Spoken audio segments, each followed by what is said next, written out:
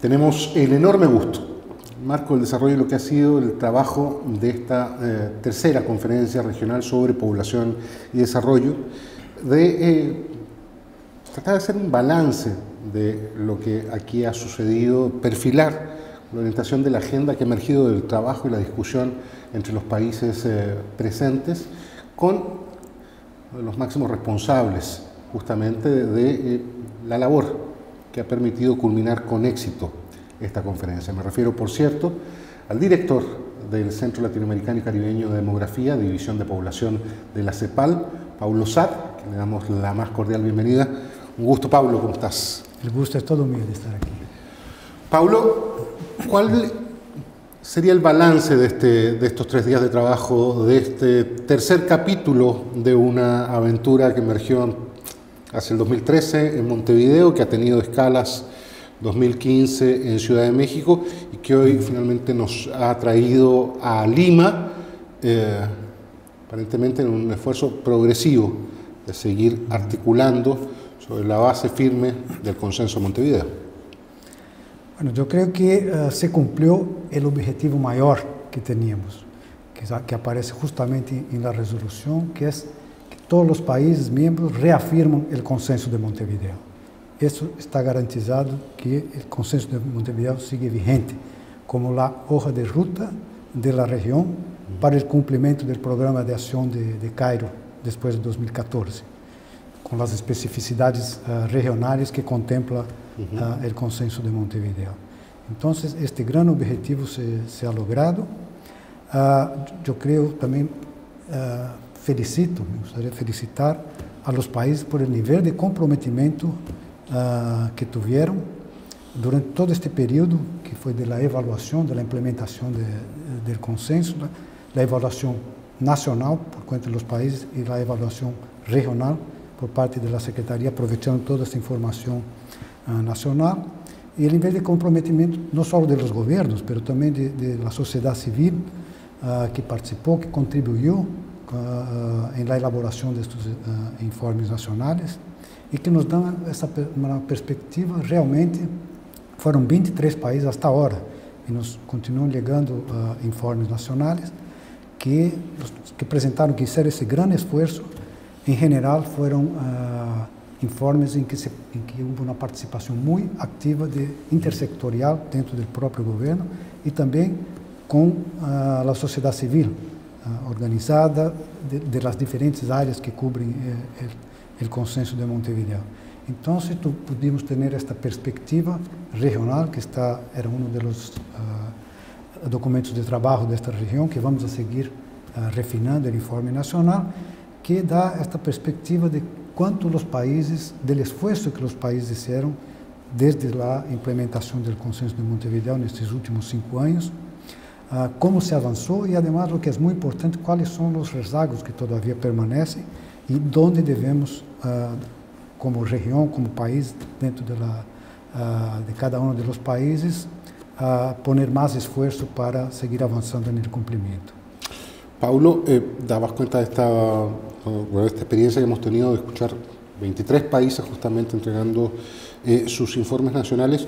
¿Cuál es el balance que haces, por supuesto, desde el rol que corresponde a CELADE y a CEPAL, que no es la de el juicio que determina lo bien o mal que lo hacen los países, pero sí el acopio de toda esta experiencia comparada que permite establecer tendencias y por tanto hacer una evaluación respecto a las tendencias?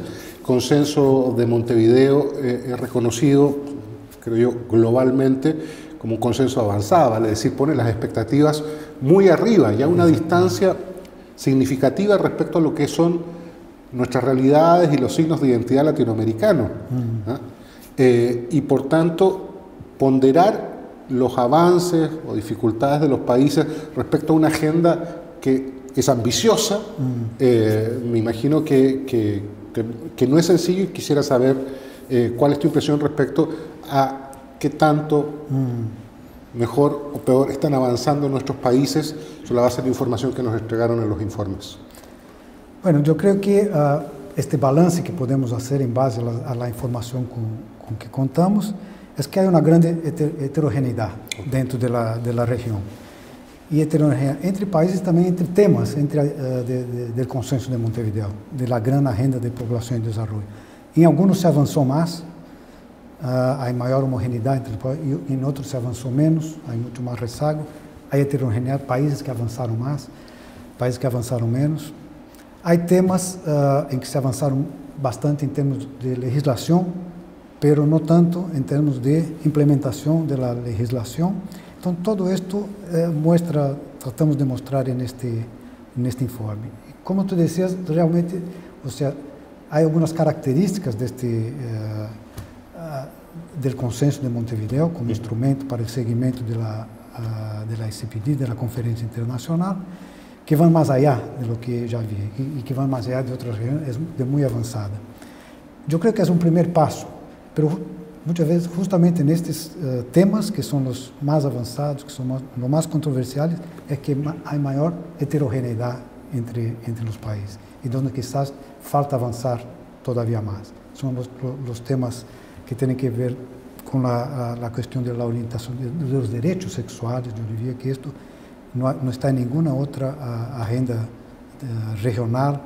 Entonces vamos avanzando poco a poco, pero el hecho de contar con un instrumento que dé base a la acción de los gobiernos y de base a la movilización de la sociedad civil ya es un primer paso para ir avanzando en el cumplimiento. Pero realmente tenemos que tener claro que hay rezagos, hay mucho camino por recorrer. Paulo, quienes han tenido la oportunidad de conocer un poco la historia de este instrumento, esta conferencia, que emerge justamente en el marco de la primera reunión en Montevideo, que se articula alrededor de un documento como lo es el consenso, un recorrido que ya lleva a estas alturas 5 años. 5 años. No deja resultar a veces incluso hasta paradójico que en el momento en el cual se articula el consenso y se da nacimiento a la conferencia, probablemente muchos de los temas que están allí incluidos eran menos polémicos, probablemente menos visibles en el debate público en nuestra región. ¿Cómo aprecian ustedes desde el seguimiento técnico, desde el acopio de los datos, desde este esfuerzo de generar conocimiento, que es una de las tareas fundamentales que desarrolla el CELADE?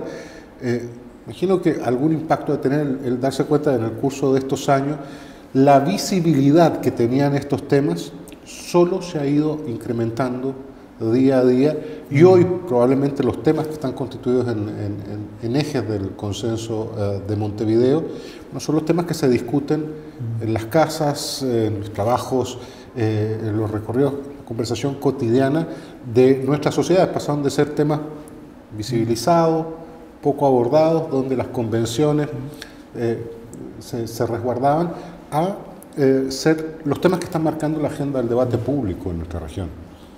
¿Cómo lo ven ustedes que, insisto, se aproximan a los dilemas y a las tendencias demográficas y de población desde las herramientas de la técnica del conocimiento?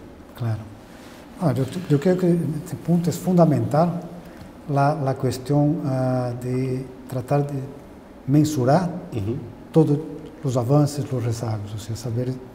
Y la cuestión de la información para mí es fundamental también. Y yo creo que teniendo este instrumento, el Consenso de Montevideo, y con la creación de un grupo de trabajo que se hizo a partir de la aprobación del Consenso de Montevideo, para trabajar justamente en un set de indicadores para poder hacer el seguimiento y el monitoreo del Consenso de Montevideo. Y una de las características del dato que se necesita tiene que ver con la desagregación. O sea, si se trabaja con datos desagregados, no se llega al objetivo mayor, que es encontrar estas poblaciones, las más vulnerables, las que son discriminadas, las minoritarias. Entonces, yo creo que con ese esfuerzo muy grande de los países por alcanzar los indicadores que se propusieron, para trabajar en los indicadores, y por supuesto esto está muy conectado con los ODS, porque hay mucha sinergia entre los objetivos de desarrollo sostenible y las medidas prioritarias del Consenso de Montevideo.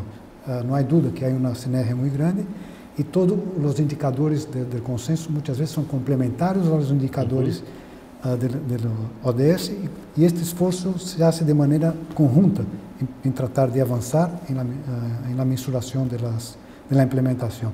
Y si tú miras los informes nacionales, todos muestran la preocupación, cuántos de los indicadores comprometidos pudieron avanzar, cuántos están pendientes, cuál es el esfuerzo que están haciendo, y esto ayuda mucho. O sea, cuando tú tienes, para visibilizar, tú tienes que tener una información, digamos, concreta, ¿no? Del tema de que está hablando, cuánto está faltando, cuánto está... Entonces, yo creo que se avanzó mucho también en la visibilización y la necesidad de medición de las temáticas, del avance, del rezago, dónde estamos, dónde queremos llegar. Paulo, se abre un periodo intermedio entre conferencias, esta forma de organización que es común a la estructura de los órganos subsidiarios de la CEPAL, para estos 2 años, por tanto, que restan ante la siguiente. ¿Dónde dirías tú que están subrayadas las urgencias? ¿Dónde, después de esta reunión, cuáles son las urgencias que de la discusión con los países, de su puesta en acuerdo justamente sobre el curso de acción que van a seguir más adelante, enmarcados en los temas de la conferencia, dirías que son aquellos que emergieron como los de urgencia evidente o de atención prioritaria? Okay. Yo diría que son 3 puntos que emanan de la resolución que acaba de ser aprobada y que tienen que ver con los mandatos que la conferencia entrega, por ejemplo, a la Secretaría. Entonces, responsabilidad nuestra en estos próximos 2 años. Son muy concretas. Una de ellas es trabajar en base a los nuevos informes nacionales que nos llegan y a las observaciones que hagan, comentarios, sugerencias que hagan los países en base al informe regional que presentamos aquí, a la propuesta de informe regional, que trabajemos en esto para llegar al final del año con el primer informe regional. Y este primer informe regional va a ser la contribución de la región en el proceso de seguimiento mundial de la Conferencia Internacional de Población y Desarrollo después de 2014, o después de 25 años, de Cairo, el seguimiento de Cairo después de 25 años, que se hará en abril de 2019 durante la Comisión de Población y Desarrollo en Nueva York. Entonces, eso es muy concreto, tenemos que trabajar en este informe para tenerlo hasta el final del año, incorporando toda la información, toda la discusión, las observaciones de los países y incorporando la información nueva. Este es uno de ellos. El segundo sería trabajar en la plataforma para el seguimiento del Consenso de Montevideo, la plataforma virtual. Hicimos la presentación de la propuesta y nos han pedido que sigamos aprimorando en base a los comentarios, las observaciones que nos van a hacer los países y que que la Secretaría trabaje para tener en la 4ª reunión de la conferencia, de la mesa directiva de la conferencia, que este es otro tema concreto que vamos a trabajar, con la propuesta definitiva para que sea aprobada. Y es un instrumento muy interesante que se propuso. Creo que hay un sentimiento general que es muy importante tener esta plataforma que nos va a hacer que el seguimiento de la implementación del consenso sea algo continuo, el monitoreo. Claro que esto va a tener que tener la participación activa de los países, de la sociedad civil, de las instituciones de Naciones Unidas. Es ambicioso, pero si logramos, va a ser muy importante. Esta sería la idea, presentarlo ya como propuesta final en la mesa directiva, que va a ser en algún momento a la mitad del próximo año, y ahí sí tratar de desarrollar la plataforma y tenerla activa hasta en adelante para el monitoreo.